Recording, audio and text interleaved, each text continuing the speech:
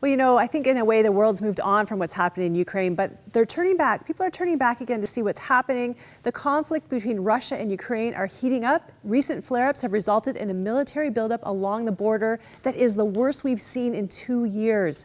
As you can imagine, it's deeply concerning news for those living in eastern Ukraine, which has seen 10,000 people killed in the 2.5 years since this conflict began. To help us unpack what this means for the vulnerable living in the war zone, our partner in the region, Wes Janzen, joins me now by phone from Ukraine. Wes, are you there? I'm there. Hello, Cheryl. Hi, thanks so much for joining us. You've been on our hearts and minds as we've seen what's happening. We've partnered with you to provide food and blankets, medicine and shelter to people who are caught in this conflict, but I know it's been dragging on. Now when we see this new military buildup, how are people on the ground feeling? Well, people are very concerned. I asked my staff this morning what I should share with Canadians, and they said immediately with one voice, ask Canadians to pray for peace in Ukraine, ask Canadians to pray that the war would stop so that Ukrainians can enjoy a normal life again. And you're reaching out on both sides of this conflict in a sense. You risk your lives basically to go into these conflict zones where this war is raging on to help people who are caught there. You also are helping more than 1 million people who are internally displaced in Ukraine, the widows, the orphans, different people that we can help. How important has it been for us to show up with these supplies and a listening ear and saying that we're praying for them? Well, it means a lot to them, and of course we don't personally help 1 million, but there are over 1 million internally displaced people here in the country, and so the need is great, and Canadians have been generous, and that's deeply, deeply appreciated. I know there's a sense as this conflict rages on that people there have been forgotten, and I think in some terms that's true. The news is like that. Another conflict happens somewhere else in the world and we move on. Thankfully, people are starting to look back there again. We've been really intentional about making sure that we remember and stand by you. And, this week we're asking our viewers to continue to do that, to keep us strong so we can keep doing that work. How important is it that we stick by you even when it's not in the media, it's not popular?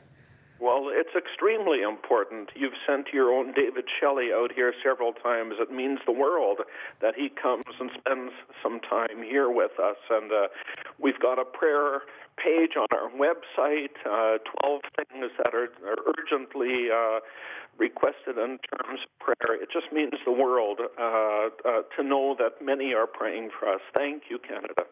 And what is it like, going into those war zones? I know many times they don't want that aid coming in there. I know your people are risking themselves doing that. What is that like to go into that region where bombs are dropping, and how are the people doing in those areas? Well, it's difficult, and many from those areas are fleeing because if they stay there, they don't survive. And that's what an internally displaced person is, a person from their own country who's fleeing a zone of conflict and then coming to a place that they think is going to be safer. But the ones that are most vulnerable actually are the elderly, widows who are, shivering in some small shack, and she has no other place to go.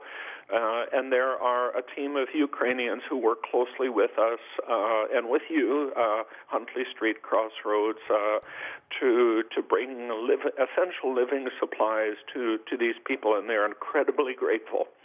Well, let's put up your website. What's your website so that people can know what to pray for?